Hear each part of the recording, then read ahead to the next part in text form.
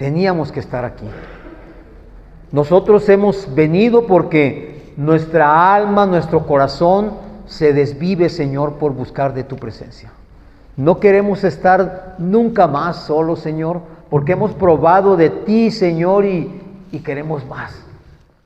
No queremos saciarnos nunca, nunca, nunca de tu presencia hermosa, Señor.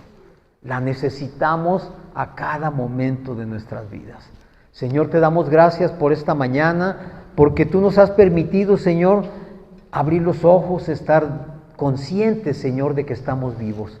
Y mientras estemos vivos, lo único que queremos hacer es adorarte, Señor. Gracias porque tú nos has escogido, Señor, para ser tus hijos. Gracias porque a ti te ha placido, Señor, que nosotros te conozcamos, te amemos, te aceptemos y te reconozcamos como nuestro Señor y Salvador. Tu Espíritu Santo, Señor, nos convence de que tú eres el ungido, Señor. De que no hay nada fuera de ti. Que si nosotros queremos cualquier cosa en este mundo, en ti la vamos a encontrar, Señor. Gracias por este día, en el nombre de Cristo Jesús, amén y amén. ¿Pueden tomar sus lugares? Bueno, pues bienvenidos los que están aquí presentes y bienvenidos también los que nos ven por las redes, que gracias al Señor, cada día son más. Cada día son más y como les digo siempre, nos encantaría tenerte acá, nos encantaría que vengas a este lugar. Pero también nos gusta que nos veas donde quiera que estés. Sabemos que las redes, pues, para eso fueron creadas, para acercar a las personas, aunque bueno, pues el mundo las utiliza para otro tipo de fines. Nosotros las usamos para la obra. Y mientras el Señor nos permita hacerlo, lo vamos a seguir haciendo. Amén. Muy bien, pues hoy vamos a tener nuestro servicio. Y bueno, acompáñenme por favor a hacer una oración. Señor, te damos gracias por este día, gracias porque nos permites estar aquí. Entregamos este tiempo en tus manos, Señor, sabiendo que si tú has dispuesto de este tiempo para buscarte nosotros sabemos que vamos a encontrar, Señor, ese mensaje que tú nos quieres dar el día de hoy. Gracias porque tú has sido bueno con nosotros. Gracias, Señor, porque a pesar de nuestros muchos errores, tú no te cansas, Señor. Y tú insistes y persistes hasta que nosotros te encontremos plenamente. Gracias también por la palabra que hoy has dado, Señor, y te pido en el nombre de Jesucristo que la palabra que salga de mi boca, Señor, sea eso, sea palabra tuya, que no haya nada humano en ella, sino que todo lo que tú quieres decirnos lo podamos entender por medio de tu preciosa y hermosa palabra. Bendecimos tu nombre y alabamos tu nombre, Señor. Te damos gracias en el nombre precioso de Cristo Jesús. Amén y amén. Bueno, pues les quiero decir a las personas que nos ven, muchos de ustedes ya lo saben, pero el viernes tuvimos aquí en su casa una velada de oración. Y pues, ¿qué les puedo decir? Fue un tiempo hermoso. Fue un tiempo maravilloso, fue un tiempo en el que el Espíritu Santo se manifestó de manera poderosa. Si todos los días nosotros, cuando venimos acá, podemos sentir su presencia, el viernes fue algo extraordinario. La alabanza, la oración, todo lo dispuso el Señor de tal manera que nosotros nos fuéramos de aquí llenos. Quizás cansados por la hora, pero con ganas de seguir, de amanecernos. Y todo esto el Señor lo hace porque el Señor siempre busca tener una intimidad con nosotros.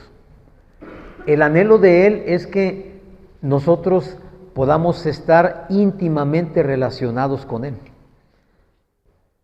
Y hay algo que siempre nos está, de alguna manera, alejando de Él, y eso es precisamente el pecado.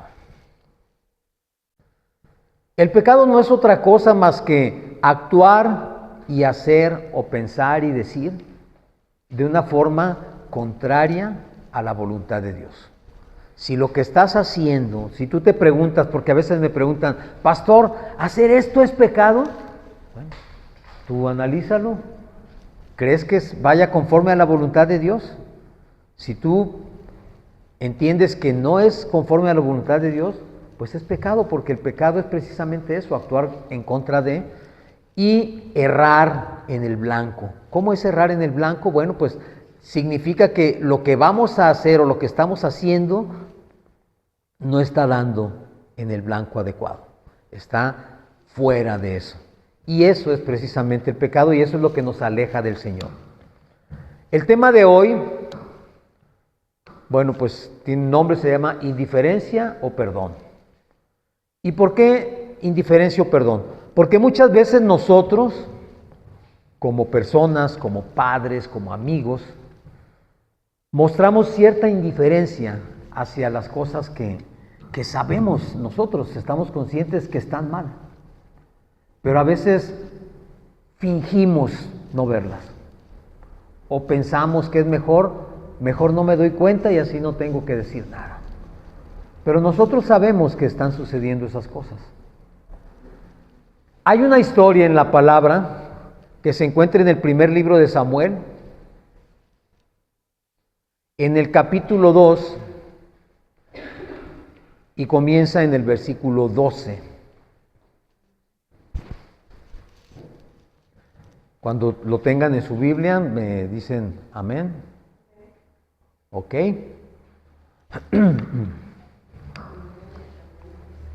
Este capítulo o estos versículos tienen como título el pecado de los hijos de Elí. De las personas que están aquí presentes, ¿quién conoce esta historia? ¿Amén? Muy bien. Bueno, los que están viéndonos por el internet, pues bueno, no les puedo preguntar lo mismo, pero si la conocen ya saben de qué se trata. Y los que no la conocen, pues vamos a ver de qué se trata exactamente. Dice así, vamos a leer a partir del versículo 12, dice: los hijos de Elí eran hombres impíos y no tenían conocimiento de Jehová.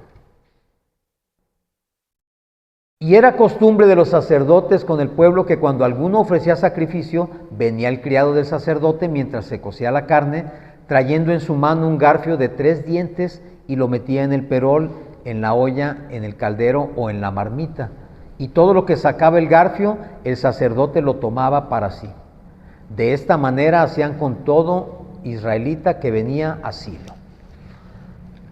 No voy a leer todo porque es un poco largo, pero vamos a ir tocando algunos puntos. Lo primero que nos dice la escritura aquí, que los hijos de Elí eran hombres impíos y que no tenían conocimiento de Jehová. Elí era un sacerdote, era un sumo sacerdote. Y como ustedes saben, el sacerdocio en el pueblo hebreo es heredable, es por familias. Los sacerdotes deben ser de la tribu de Leví. Y los padres preparan a sus hijos para seguir ejerciendo el sacerdocio.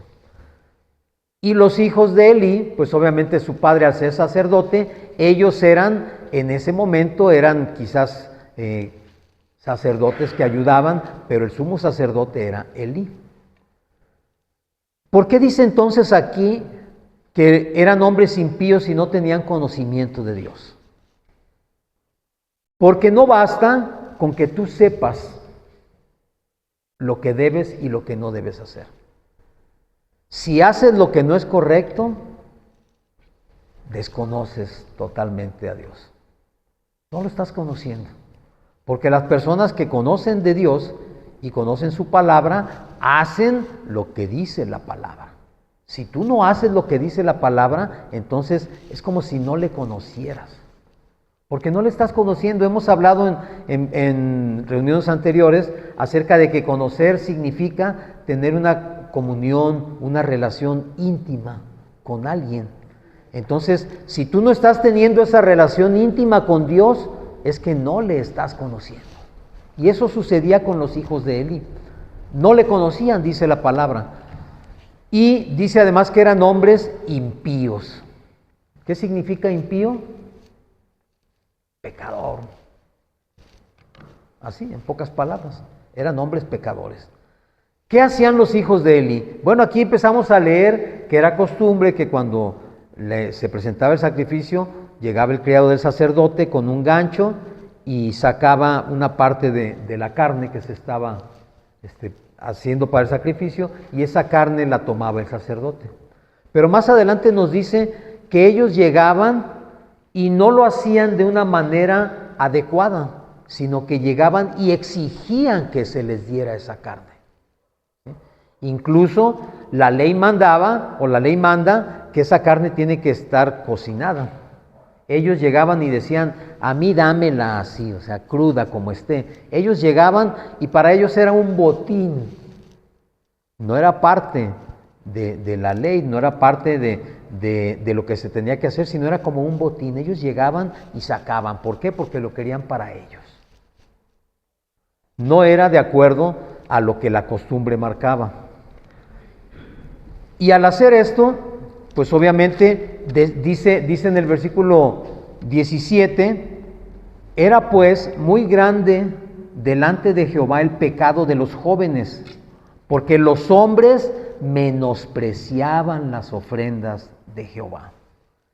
Esa carne que ellos tomaban era una carne que estaba dedicada al sacrificio, era una ofrenda para Jehová.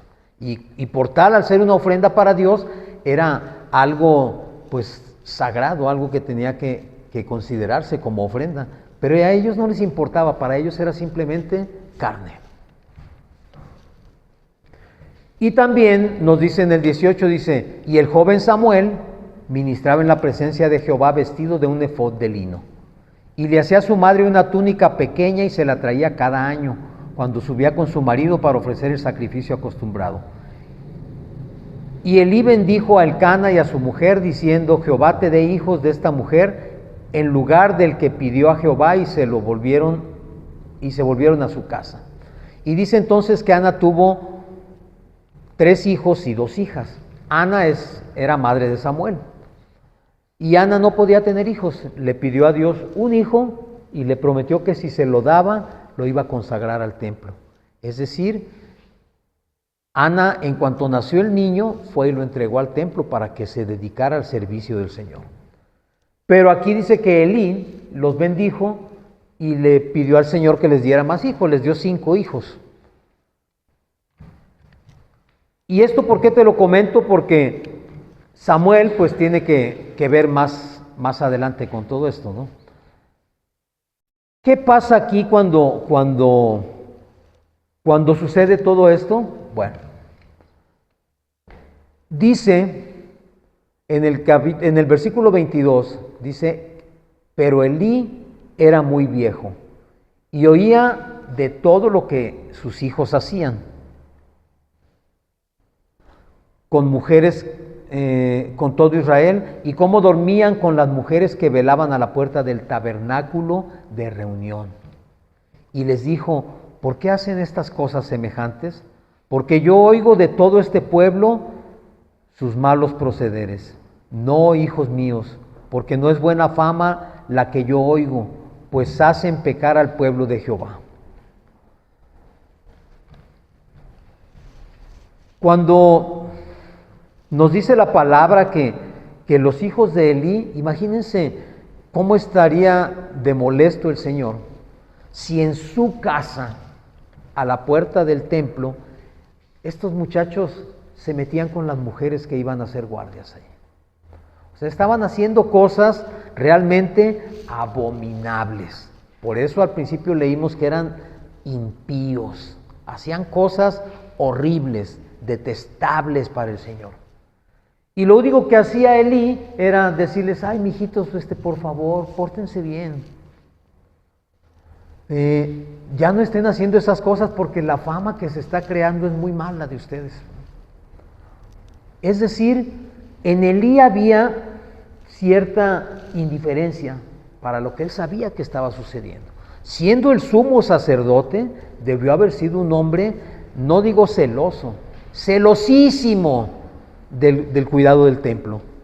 Era el sumo sacerdote.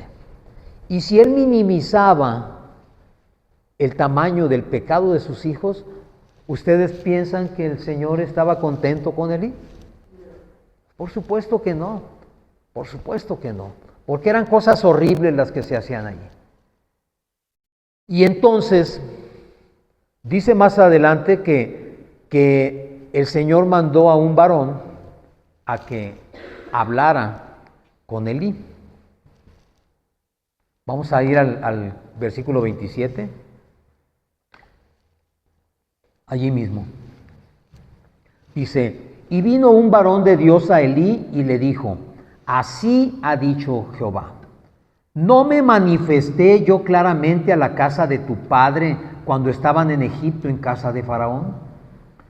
Y yo le escogí por mi sacerdote entre todas las tribus de Israel para que ofreciese sobre mi altar y quemase incienso y llevase efod delante de mí.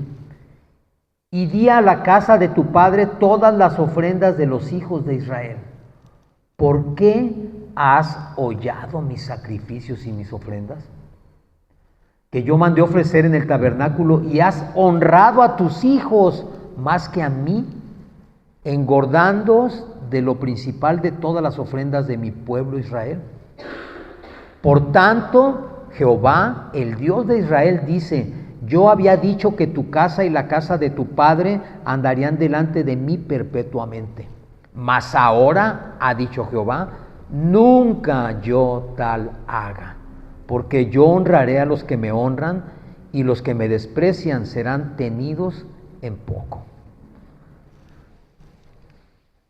Cuando Dios habla por medio de este varón a Elí, lo primero que le hace es un examen de conciencia. ¿Acaso ya se te olvidó quién te puso allí? ¿Ya olvidaste que estás allí porque yo lo prometí a tus padres? Yo estoy cumpliendo mi promesa y por eso estás allí. Pero a ti te ha valido muy poco todo esto. Porque dice, han hollado mis sacrificios. ¿Sí sabes qué es hollar? Hollar es pisotear y aplastar. Así. Cuando tú, por ejemplo, vaya, es un ejemplo muy banal, pero cuando matas una cucaracha, la pisas y la remueles en el piso. Eso es hollar. Pisar con fuerza, desbaratar, hacer menos, o sea, de querer acabar con aquello. No es pisarlo por accidente, sino pisarlo con toda la intención. Por eso dice, has pisoteado mis sacrificios y mis ofrendas. Es decir, has pisoteado lo que está dedicado a mí. Y algo que el Señor le molestó sobremanera, dice, y has honrado a tus hijos más que a mí. ¿Qué quiere decir? Que en vez de llamarles la atención a tus hijos, los has ocultado, escondido, has ignorado aquello. Has preferido ofenderme a mí antes que tus hijos se vayan a molestar. Y el viernes que estuvimos aquí, uno de los motivos de oración fue precisamente por los hijos y por los padres. ¿Y cuántas veces nosotros como padres hacemos esto? Minimizamos el pecado de nuestros hijos. Empiezan a hacer cosas indebidas y nosotros hacemos como que no nos damos cuenta, como que no sabemos. Mejor me volteo para otro lado, lo estoy viendo, pero me hago así y ya no veo nada. Y no solamente eso, ni aún en privado les reprendemos. Si acaso, mi hijito, ya no hagas esas cosas, ya no llegues tarde porque me preocupo y no puedo dormir. Sí, mamá o papá, ya no lo voy a volver a hacer.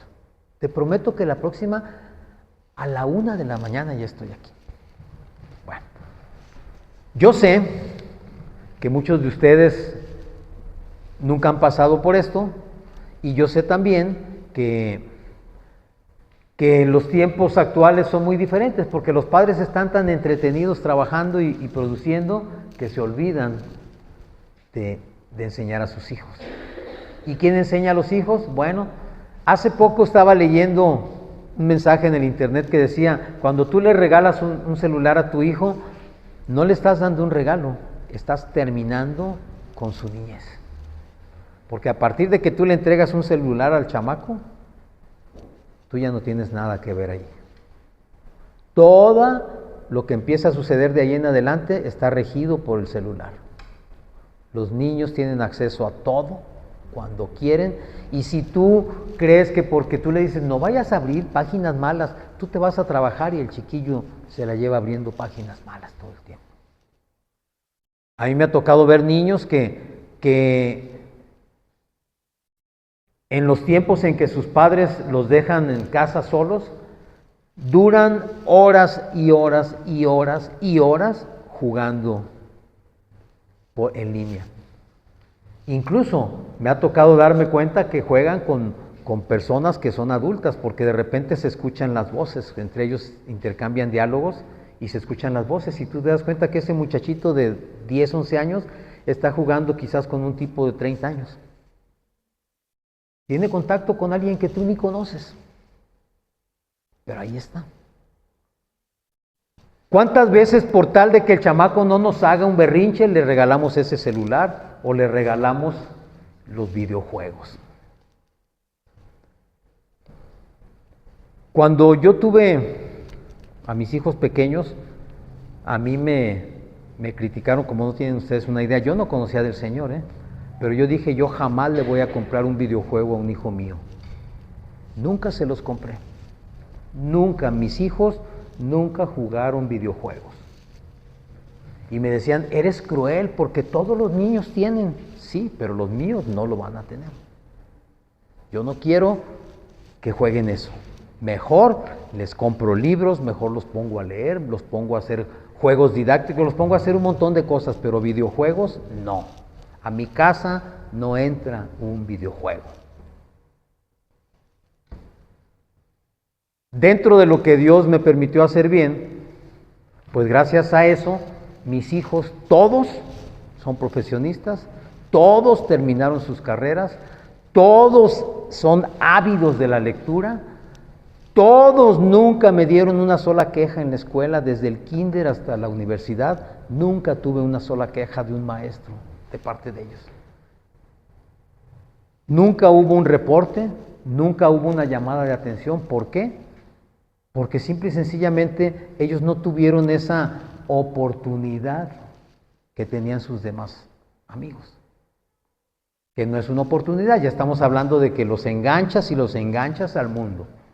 Pero hoy en día los padres creen que comprarle al niño un celular o un videojuego es algo que si no lo hacen, pobrecito de mi hijo, se va a traumar. ¿A qué voy con esto?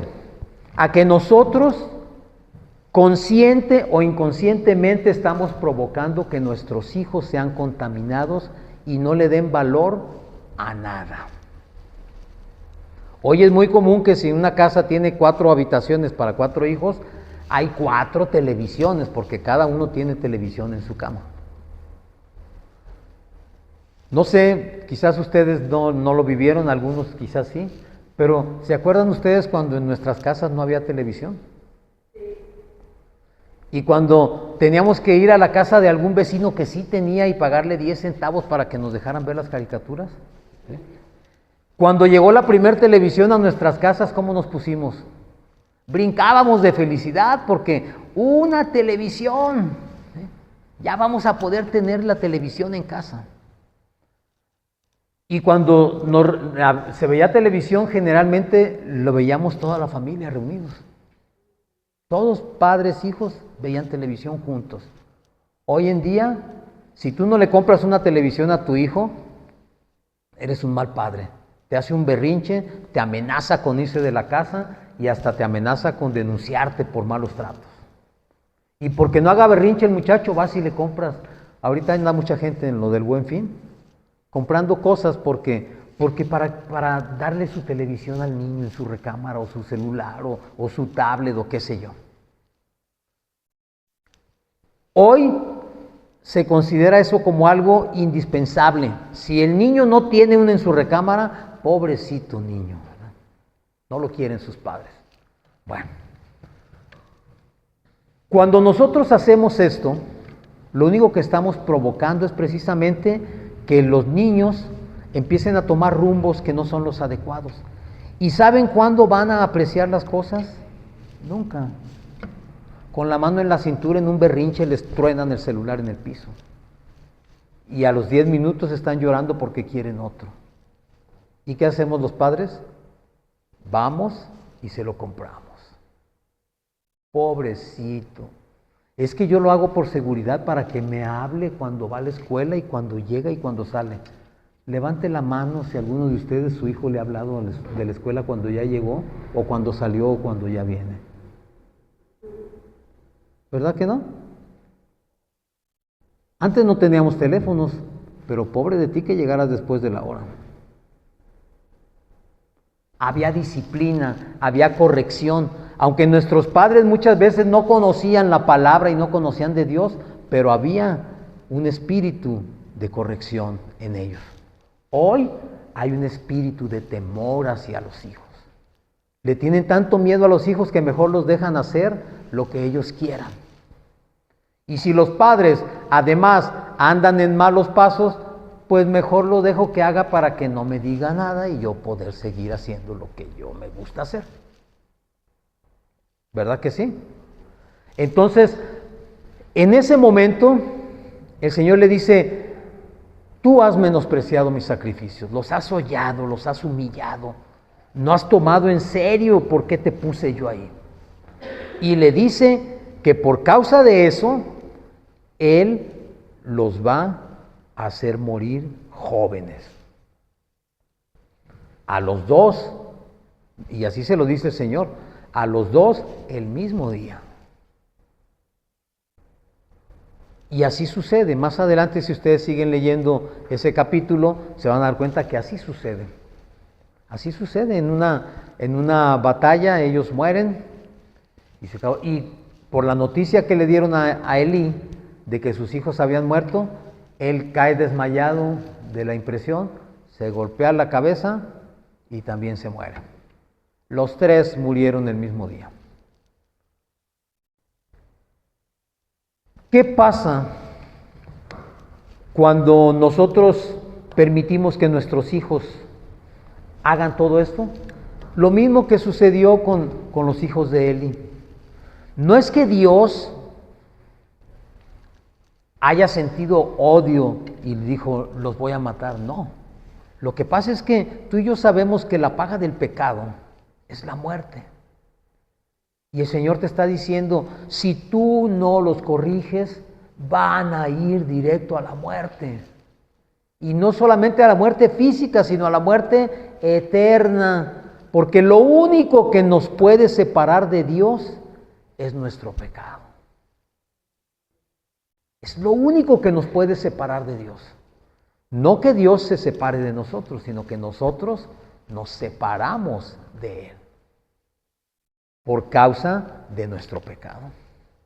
Entonces tú me dirás, pues ¿qué pasa con Dios? Entonces, ¿no que es un Dios perdonador? Por supuesto que sí es un Dios perdonador. Pero para que haya un perdón tiene que haber un arrepentimiento. Por eso el Señor se molesta con Elí porque les dice, tú nunca los estorbaste. Nunca les fuiste piedra de tropiezo para que siguieran pecando. Los consecuentaste, los escondiste, hiciste como que no te dabas cuenta. En vez de haber sido estorbo para ellos. Esa era la labor de Elí y la de cualquier padre. Ser estorbo para lo que está haciendo tu hijo. Pero muchas veces yo he escuchado a padres que incluso se sienten orgullosos de que su hijo ande en malas compañías, ande haciendo cosas indebidas, ande traficando o consumiendo. Al final de cuentas son muchachos y son cosas que tienen que vivir. ¿Verdad? ¿Sí han escuchado eso? Incluso los presumen, no, mi hijo conoce a fulanito y perenganito. Y nos da orgullo o sentimos orgullo de que nuestros hijos anden en malas compañías. Y precisamente La ley, cuando Dios le dio la ley al pueblo de Israel, ¿se la dio para qué? Para que fuese consciente de todo lo que a Dios le molestaba, de todo lo que era desagradable para él, pero también para que supieran cómo poder estar bien con él. Y llegó un tiempo, porque así sucede siempre, que la ley está, digamos, gobernando, en que todo aquello se volvió muy religioso y entonces la ley se volvió en religión. Y cuando la ley se vuelve religión, entonces comienza, ahora sí, una separación del pecado y de los pecadores, que una persona decente no puede estar cerca de un pecador. Es decir, se cambia totalmente ahora todo. La religiosidad nos hace desechar, despreciar, hacer a un lado, quitar a quien está pecando, en vez de enseñarle, como debió haberlo hecho Elí, cómo hacer las cosas buenas.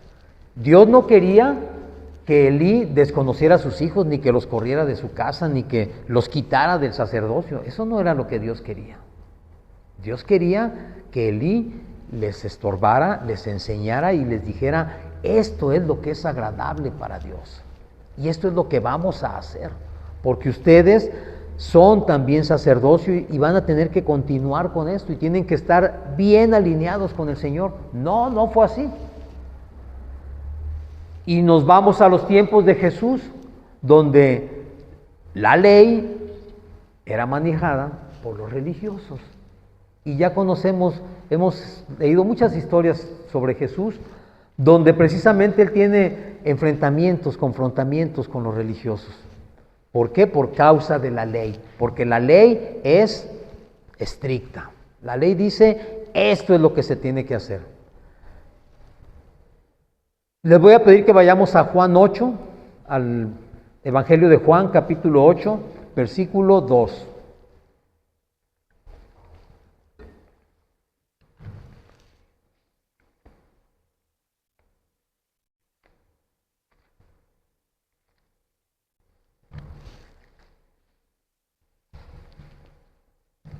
¿Ya lo tienen? Muy bien. Aquí nos habla, en el capítulo 8 nos habla acerca de la mujer adúltera. Esta historia seguramente mucha más gente la conoce, ¿verdad? Porque todo el mundo hemos escuchado acerca de esta mujer. Una mujer que malamente ha sido confundida con María Magdalena. Esta mujer de que habla aquí no es María Magdalena. Y dice así, dice, y Jesús se fue al monte de los olivos, y por la mañana volvió al templo, y todo el pueblo vino a él, y sentado él les enseñaba. Entonces los escribas y los fariseos, ya aparecieron en la escena los religiosos, le trajeron a una mujer sorprendida en adulterio, y poniéndola en medio le dijeron, Maestro, esta mujer ha sido sorprendida en el acto mismo del adulterio. Y en la ley nos mandó Moisés a apedrear a tales mujeres. ¿Tú pues qué dices? Mas esto decían tentándole para poder acusarle. Pero Jesús, inclinado hacia el suelo, escribía en tierra con el dedo. Y como insistieran en preguntarle, se enderezó y les dijo, el que de ustedes esté sin pecado, sea el primero en arrojar la piedra contra ella. E inclinándose de nuevo hacia el suelo, siguió escribiendo en tierra, pero ellos al oír esto, acusados por su conciencia, salían uno a uno, comenzando desde los más viejos hasta los más postreros. Y quedó solo Jesús y la mujer que estaba en medio, ok. Fíjense bien aquí cómo, dice aquí los escribas y los fariseos, los que cuidaban celosamente la ley, dice que llevan ante Jesús a una mujer encontrada, ¿qué? En adulterio. Primer dato curioso, llevan a la mujer y el varón, ¿dónde estaba? Fueron muy celosos porque encontraron a la mujer. Pero al varón, lo más seguro es que fuera alguien conocido y se hicieron como que no lo vieron quizás. Y lo dejaron que se fuera, porque el varón no aparece aquí. Aparece solamente la mujer. ¿Y qué dice? En la ley nos mandó Moisés apedrear a tales mujeres. ¿Tú qué dices? ¿Quién mandó en la ley apedrear a las mujeres? Moisés.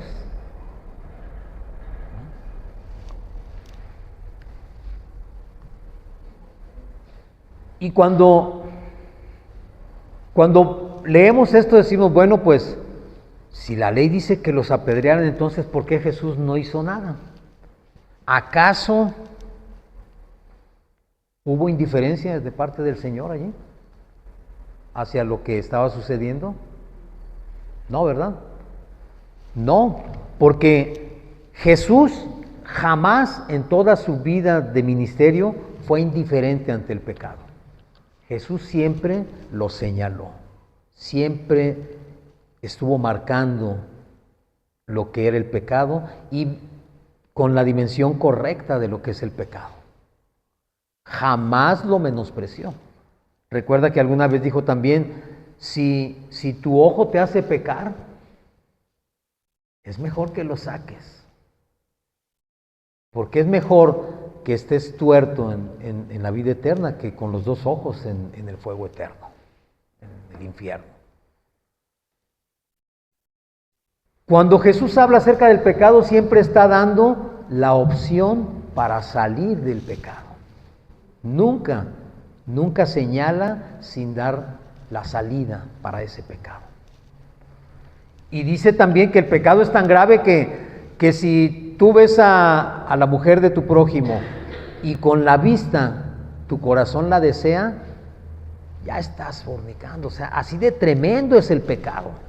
No necesitas ni siquiera realizarlo. Basta con que lo pienses en tu mente, con que lo sientas o le des vida en tu corazón para que estés pecando como cualquiera que lo ejecuta.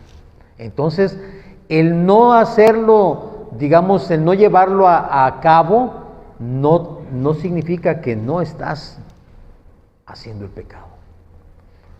Pero cuando Jesús les dice esto, les da también la salida, le dice, ok, eso dice la ley, adelante. Nada más que de todos los que están aquí, el primero que vea o que reconozca o que sienta que está sin pecado, empiecen. Obviamente, la conciencia les hizo ver que ninguno. O sea, y vaya que aquí había que escribas y fariseos. Es decir, ni ellos en su conciencia estuvieron limpios de pecado. Por eso no se atrevieron a hacerlo. Porque ellos decían, capaz que si arrojo la piedra, inmediatamente me van a descubrir lo que yo hice. Entonces, ¿qué hicieron? Se fueron, dice la palabra, que se fueron alejando. Primero los más viejos, ¿por qué? Pues como viejos, pues hemos hecho más cosas, ¿no? Y si yo me pongo a recordar mi vida, me voy a encontrar con que cometí un sinfín de errores y de pecados. Y mejor ni le muevo, porque hay mucho de lo cual se me pueda acusar. Y así se fueron retirando hasta que se fueron yendo incluso los más jóvenes. Y cuando se quedaron solos, ¿qué le dijo a la mujer? Le dijo, mujer, ¿dónde están los que te acusaban? ¿Ninguno te condenó? Es decir, ¿y todos los que venían contigo en la bola que te traían para que te apedrearan, dónde están? ¿Quién te trajo? ¿Quién te señaló? ¿Quién te condenó? Y ella le contestó, ninguno, Señor. Entonces Jesús le dijo, ni yo te condeno, vete y no peques más. Allí es donde está el punto de esto. Porque Jesús no fue indiferente, Jesús sabía lo que había sucedido. Jesús conocía perfectamente la vida de esta mujer, porque para Jesús no hay nada oculto. Así como conoce tu vida y la mía y la de nuestros hijos, Jesús conoce todo. Él sabía lo que había sucedido, pero le está diciendo a la mujer, yo, que soy el único que puedo juzgarte y condenarte, yo no te condeno. Vete, pero no peques otra vez. Y así nos dice Jesús a nosotros. Quizás, como padres, estábamos hablando de los padres y los hijos, quizás como padres a veces tenemos miedo a enfrentar a nuestros hijos para señalarles en dónde están equivocados.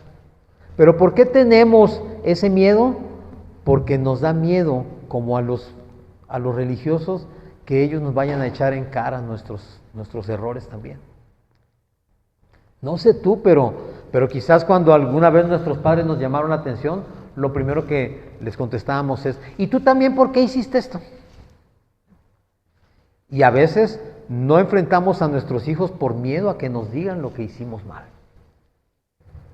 Pero Jesús nos está diciendo, tú tienes que enfrentar al pecador, tienes que ponerlo precisamente en la presencia de Dios y que el Espíritu Santo sea quien le hable, que el Espíritu Santo sea quien lo convenza de que está mal. Y por cuanto está mal, necesita arrepentirse, pero lo más importante de todo es, cuando hay arrepentimiento, es que tú entiendas que no quieres ni debes volver a hacer lo que estabas haciendo. Pero para eso tiene que haber una confrontación. ¿Y cómo va a haber una confrontación si como padres no nos atrevemos a decirle nada a nuestros hijos?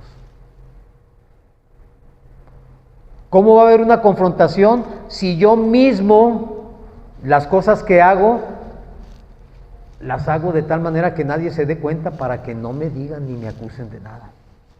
Pero las sigo haciendo. Entonces, ¿qué es lo que necesitamos? Más que ser señalados de pecado y más que la indiferencia, necesitamos acercarnos al perdón. ¿Y quién nos puede perdonar los pecados? El único que puede perdonar pecados es Dios. Y Jesucristo, como Dios, puede perdonar nuestros pecados. Pero para que haya ese perdón necesita haber un arrepentimiento genuino, no fingido, porque acuérdense que Dios no puede ser engañado nunca. Tú puedes engañar a una persona y puedes decirle, ay, ¿sabes qué? Pues ya no lo vuelvo a hacer. Y quizás la persona te crea. O puedes en un momento dado fingir que no te das cuenta. Cuando hay infidelidad en una relación, puedes fingir que no te das cuenta y mejor no le digo nada y finjo que no pasó nada y seguimos. Pero el pecado ahí está, el pecado existe. Y la única manera de quitarlo es por medio del perdón.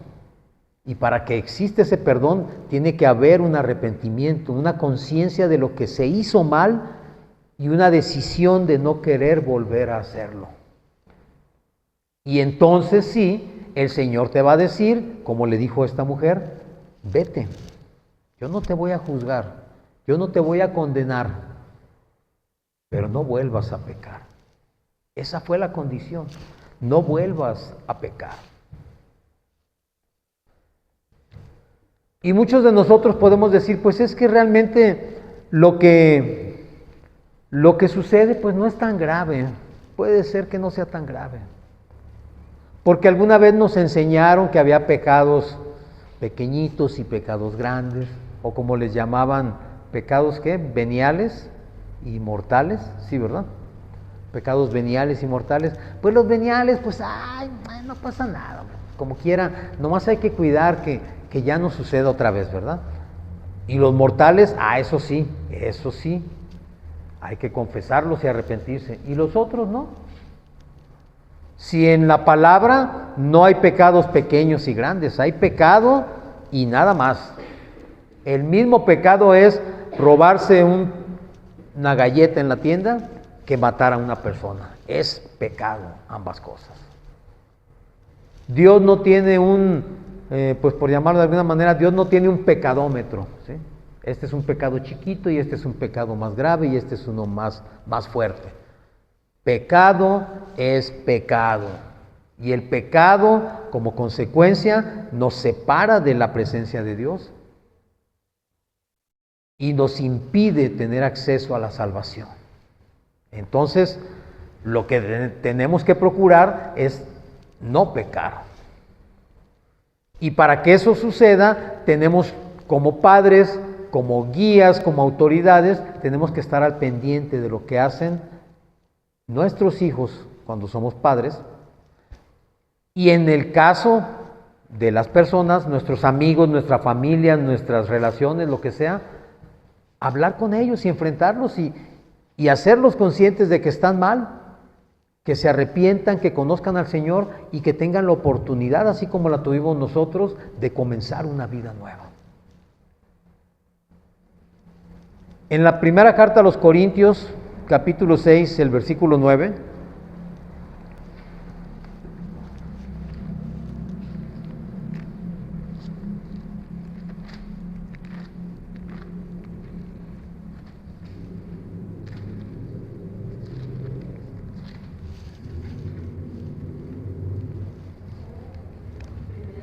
Primera de Corintios 6, 9.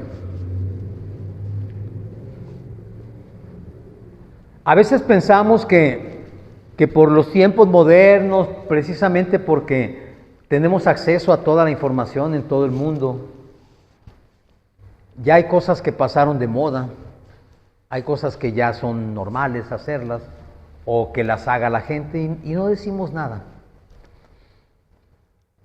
Esta semana estuve recordando cómo las personas ya de mi edad hacia acá, ¿cómo nos llaman la generación X? Algo así, ¿no? ¿Es X? La generación X, o sí, creo que sí, algo así. Los que cuando éramos niños no existían los celulares, cuando éramos niños no existían muchas cosas, las computadoras no había computadoras. Y todo esto lo hemos visto generarse. Y yo recuerdo que más o menos allá por los 90s, yo sé que muchos de ustedes ni siquiera conocieron los 90s porque aún no nacían, pero más o menos en ese tiempo empezó lo de los teléfonos celulares. Y eran unos teléfonos así como un ladrillo, literal, grandísimos, pesados. La pila, yo creo que un teléfono de esos pesaba como 1 kilo. Eran muy pesados. Y cuando empezaron a surgir, decíamos, wow, imagínate poder traer un teléfono y hablar de cualquier parte. Hoy, donde quiera que voltees, ves a los muchachos y a todo el mundo enfrascados en el teléfono, caminando, en el camión, en donde sea, van usando el celular. Las computadoras no se digan. Recuerdo que cuando se empezaba a hablar acerca de la web, ¿sí saben qué es? Lo ponían como www, ¿sí? Es, ¿cómo es? World Wide Web, creo que es World Wide Web. O sea, es una red ancha por el mundo. Y decían, o se comentaba que con eso iba a ser posible ver cosas que estaban sucediendo del otro lado del mundo en tiempo real. No esperar a que llegara la noticia, sino verlo nosotros en la computadora. Eso iba a ser posible. Pues eso es hoy posible. Eso es hoy posible y precisamente esa globalización nos ha llevado como sociedad a caer en muchas ideologías y a abrir muchas cosas que antes no existían, no se hablaba de ellas. Era algo que nadie tenía en su vocabulario, pero hoy es el vocabulario del día. Ya encontraron el 6, ¿verdad? El 6-9. Ok. Y eso precisamente es lo que nos ha llevado a nosotros como personas a ser indiferentes a muchas manifestaciones o a muchas maneras de pecar. En la actualidad, nosotros vemos a una persona como pecadora Porque peca diferente que nosotros. Porque nosotros, aun siendo o diciéndonos cristianos, seguimos haciendo cosas que sabemos que no están correctas. Pero cuando nos damos cuenta que alguien hace algo mal, lo señalamos. ¿Por qué? Porque peca diferente que nosotros.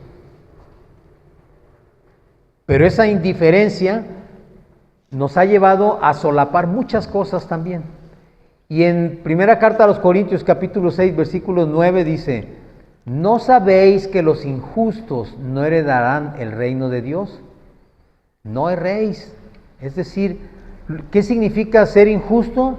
No estar justificado por la sangre de Cristo, no haber sido justificado. Eso es ser injusto.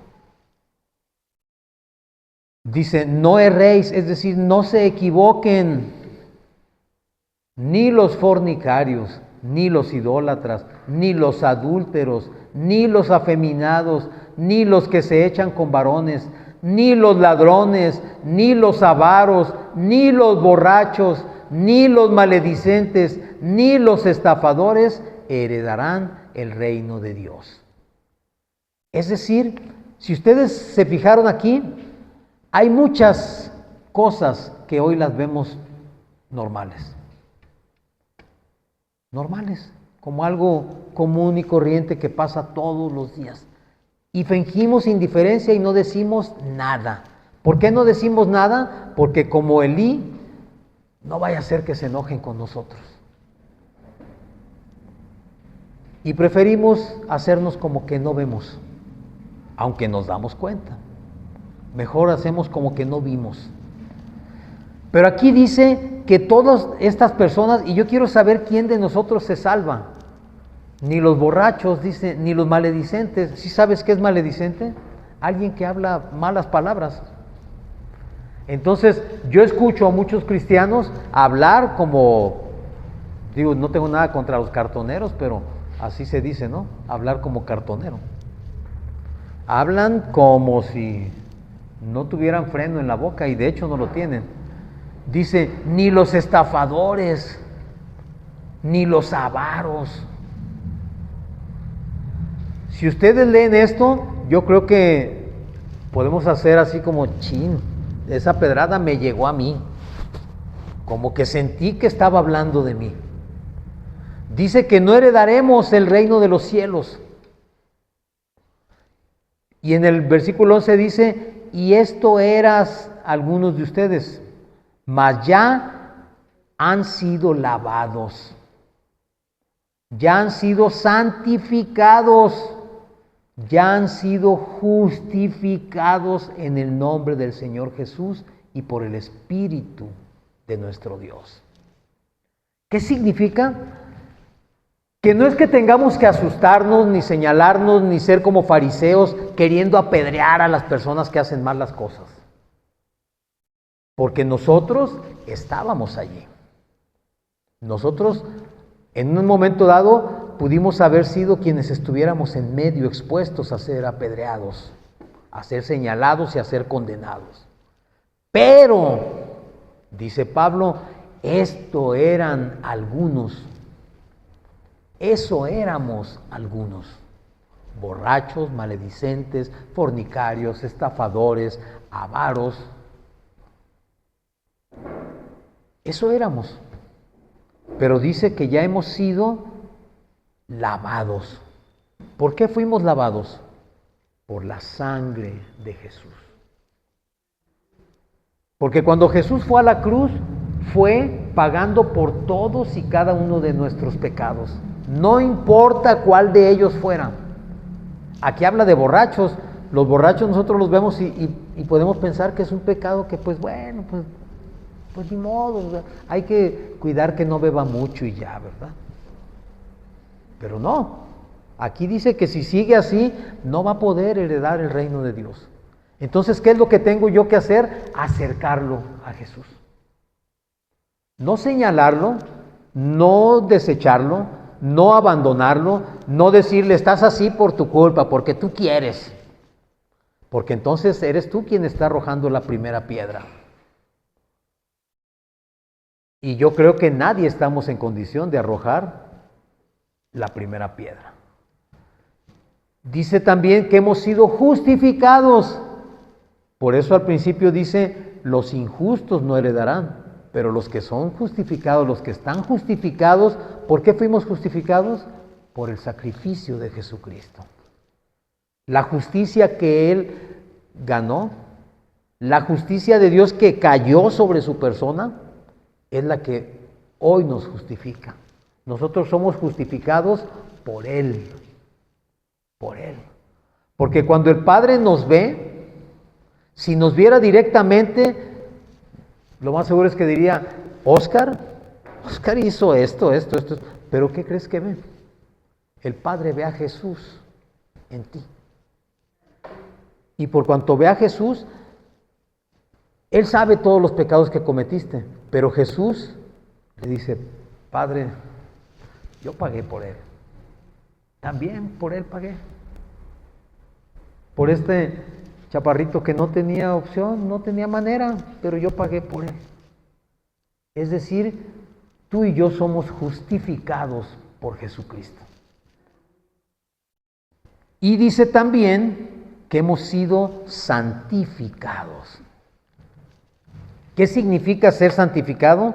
No significa que te van a poner en un altar, ¿eh? Eso no es ser santificado. Santo significa apartado para Dios, escogido para Dios. Es decir, tú y yo fuimos lavados, fuimos justificados y fuimos escogidos y apartados para Dios. Amén. Y por cuanto eso sucedió, entonces nosotros hoy podemos tener acceso a esa salvación que de otra manera no hubiésemos podido obtener. Por eso dice la palabra que somos salvos por gracia, no por obras. Porque si fuese por nuestras obras, seríamos condenados. Todos. Dice la palabra que no hay justo ni uno solo. Ni uno solo. El único justo que ha pisado esta tierra se llama Jesucristo. Es el único justo que ha pisado el mundo. Fuera de Jesús no hay nadie que pueda llamarse justo. Pero sí podemos llamarnos justificados por Él. Amén. Entonces, ¿de qué se trata esto o cuál es la reflexión que tenemos que hacer? Precisamente como les dije al principio, indiferencia o perdón. ¿Nos hacemos como que no vemos o ayudamos a la gente a que se reconcilie con el Señor y a que reciba perdón de pecados? ¿Qué decides? ¿Qué prefieres? ¿Qué te sucedió a ti? ¿Tú fuiste condenado o fuiste perdonado? Si tú fuiste perdonado y fuiste justificado y fuiste lavado, dice el Señor que debemos dar de gracia lo que de gracia hemos recibido. Yo te voy a invitar a que si este mensaje te hizo reflexionar en algo, si te acordaste de alguien o si te identificaste con él, busques ese perdón. Si alguien te ofendió, si alguien te debe, si alguien te lastimó, otórgale ese perdón. Si alguien conoces tú que está en situación como las que vimos, preséntale a Jesucristo, el mismo que a ti te salvó y te rescató. Amén. Vamos a terminar. Les voy a pedir que se pongan de pie. Y vamos a terminar con unas alabanzas. Sí.